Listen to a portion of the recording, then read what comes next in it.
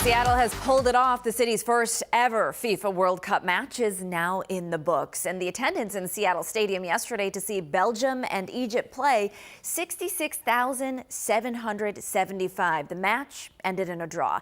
In case you missed it, Visit Seattle is putting the final score of every Seattle match on display in the sky. Here's what it looks like. A drone show over the Space Needle showing that 1-1 tie. And you can watch the full show right now, streaming free on the King 5 app. There's still a lot of excitement to come, and Seattle will host 5 more games. The next one is Friday, the big one between the U.S. and Australia. It may be your only chance to see Team USA in Seattle.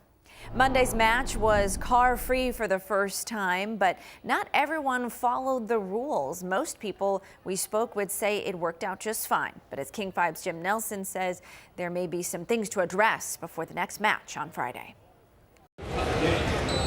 In the heart of Seattle, fans went back and forth between the stadium and the parties in Pioneer Square. People of all ages moved freely without traffic. Beautiful out there.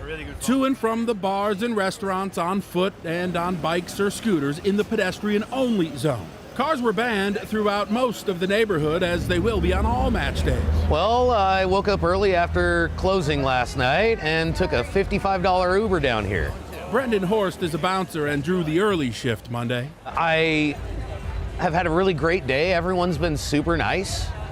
The one biggest thing has been people not having proper identification. Between that and the commute,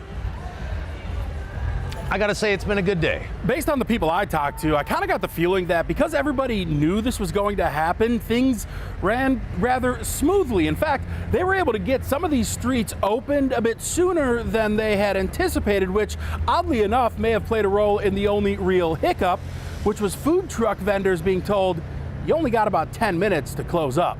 Yes, I think if we could go until 6, 7,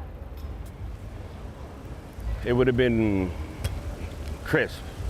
Sean Silv was just starting to get busy. After the game was over, it went crazy. But he respects the fact it was the first game. At the end of the day, they did great. It wasn't horrible, especially for something of this magnitude, you know what I mean? And now he and others strap up. Glad I got to be part of it. For the next one. I'm looking forward to the games on Friday. A clean slate to figure out what didn't work and recycle what did. In Seattle, Jim Nelson, King 5 News.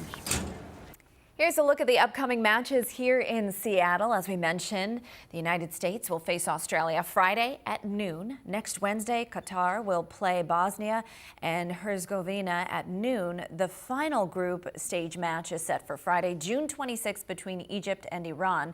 Seattle will also host 2 knockout games next month. We have everything you need to know on the King 5 app. Just scan the QR code on your screen and download it for free on your phone or TV.